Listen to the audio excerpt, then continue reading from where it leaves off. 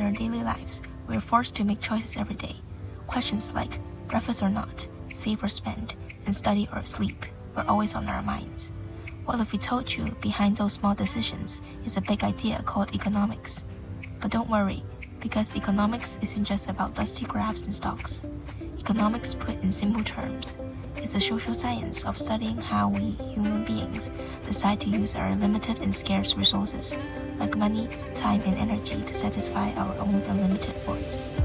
Now, let's start off by visiting a large department store, Econ, where economic concepts can be seen everywhere in plain sight. Upon entering the department store, you will instantly realize something. When looking at the vast amount of available items, would you have the desire to take it all for yourself? Well, this concept is called wants, and as humans, it is completely normal to feel this way because human wants are unlimited. But this is where the problem of scarcity comes in. Unlike human wants, resources are limited, causing scarcity to always exist. When we want more and more than we would ever have, scarcity arises. Due to scarcity, we have to make choices to decide what we want to satisfy and what to give up.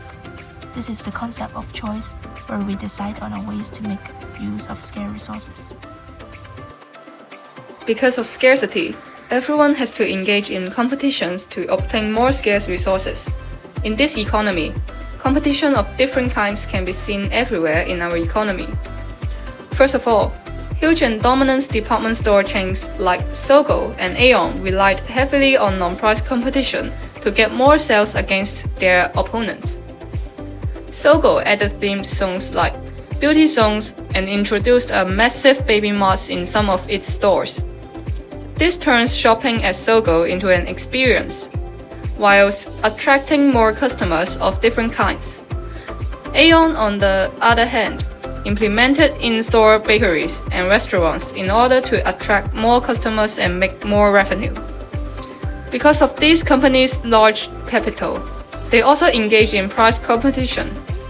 This allows for price wars, where they would make use of huge discount offers, cash coupons, and membership concessions to draw in more customers. Now you might ask, how does price competition like this get them more customers? This is all thanks to the law of demand, which is able to explain this exact phenomenon.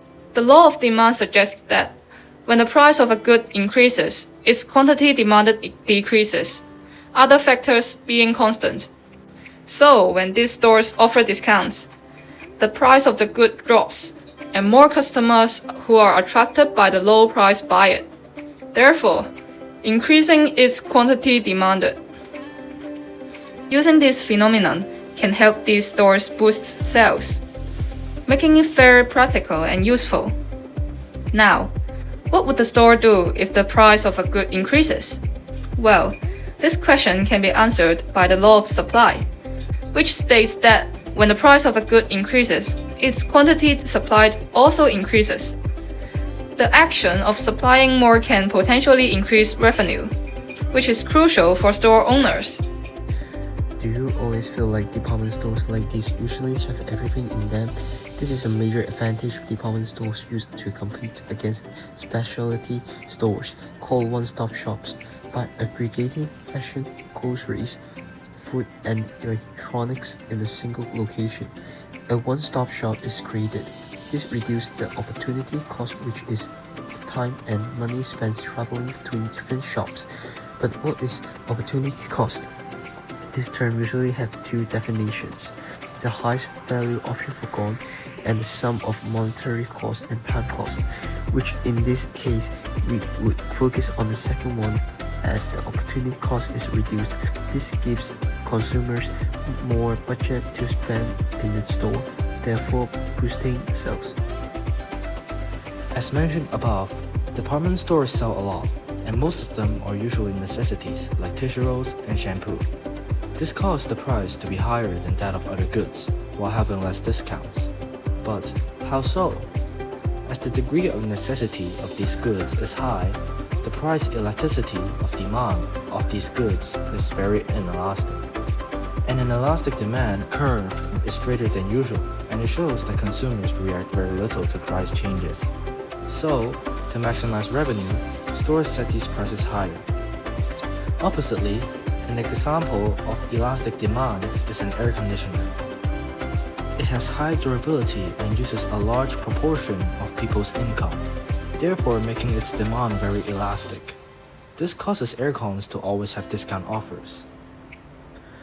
Did you wonder why the number of department store chains in Hong Kong never really changes? This is mainly because the price elasticity of supply is very inelastic.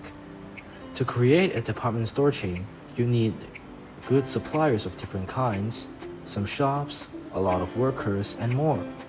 This causes the ease of entry to be very high, causing the supply elasticity of department store chains in Hong Kong to be very inelastic. Have you ever seen some free tasting stations with samples for us to try in department stores? Well, Econ took it to another level by hosting free wine tasting events in one of its stores. But does it imply that those wines are free goods? The answer is no.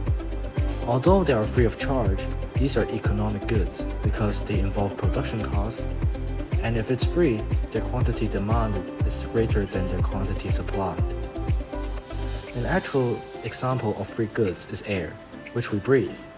It has no production costs, and even if it's free, which it is, its quantity demanded is less than its quantity supplied. In order to encourage or discourage people from buying some goods, the Hong Kong government made use of market intervention to do so. Like spirits, which means strong alcohol like vodka and whiskey. By placing a $176.5 per liter unit tax on them, this effectively discourages people from drinking it. This works by lowering the supply by producers with tax, which increases its price and ultimately reduces its quantity demanded. Another example of market intervention is energy-efficient appliances, in which the Hong Kong government gave a maximum of $2,700 per appliance unit subsidy in order to encourage people to buy energy-efficient, Grade 1 energy-labeled appliances.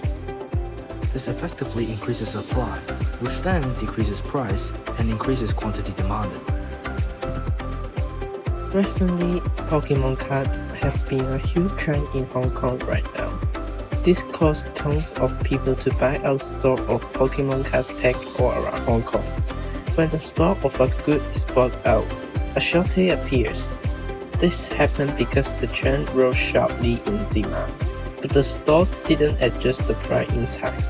Or in simple terms, a shortage occurred when the quantity's demand is greater than the quantity supplied. On the other hand, there are overpriced items inside the store that no one is willing to buy, causing it to have too much stock, like this PS5 Pro, which is sold for $7,000 in the store. However, the average price of a PS5 Pro in Hong Kong sells for around $6,500, which is way cheaper.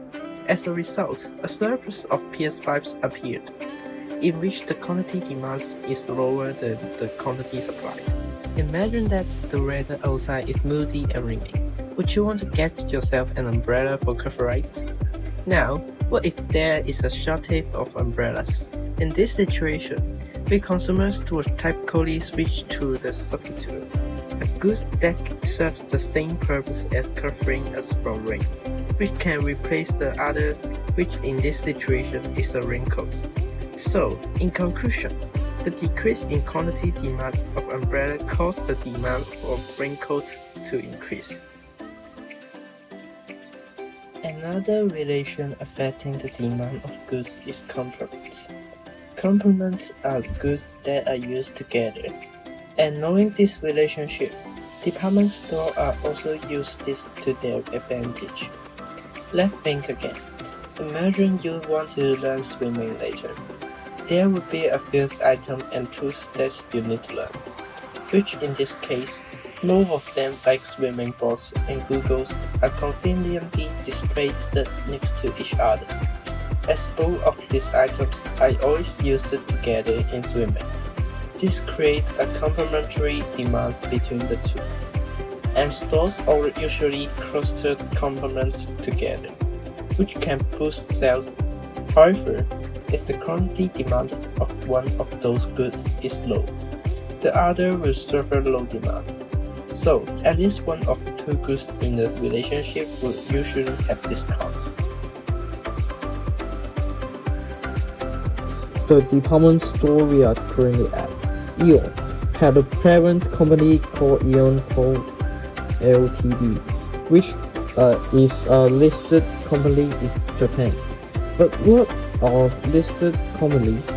These companies are public limited companies that are authorized to trade shares on a formal stock exchange. As Aeon is a private enterprise, this implies that its company is owned by private individual rather than the government.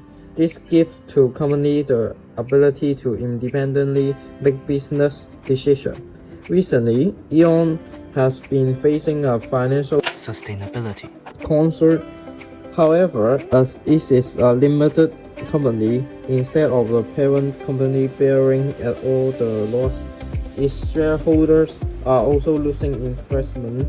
This is because it enjoys Limited. liability, which means the company and shareholder are separated, and each of their problems like debt and bankruptcy doesn't affect the others.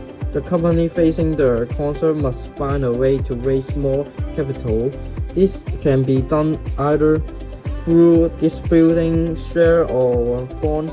Shares are certificates of ownership that entitle the holder to a share of the company profit. It Dilutes. ownership but doesn't require fixed payment. The other one Bonds. are certificates of debt that entitle its holder to earn interest until the redemption on the maturity date. It doesn't Dilutes. ownership, but the fixed interest Obligation. may pose a financial risk in the future.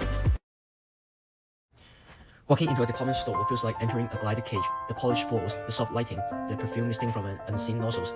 It all whispers luxury, but I feel trapped. Every escalator is carefully placed to drag me past handbags before shoes.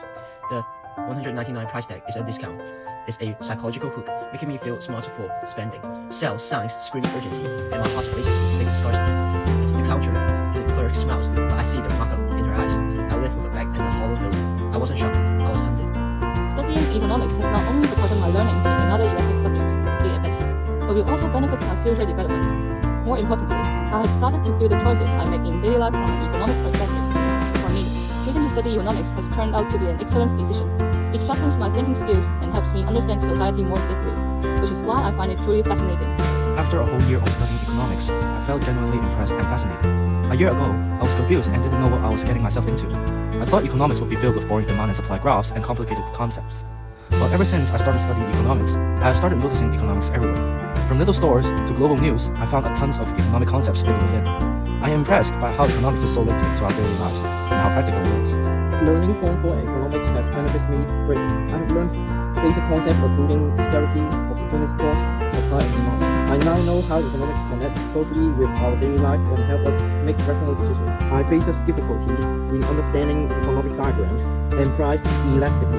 I often make careless mistakes during exercise to improve. I practice more questions and revise notes constantly. A year ago, I thought economics was just about inflation rates, dry textbooks, and lines set across mysterious ways. I expected to be bored. After a full year of studying it, something shifted. Not all at once, slowly. I started catching it in places I never noticed before. Why the coffee shop gives a discount for loyalty cards. Why flight prices jumps on weekends. Suddenly, everyday decisions had invisible structures beneath them. Scarcity wasn't just a definition. It was the reason I hesitated before buying a new home.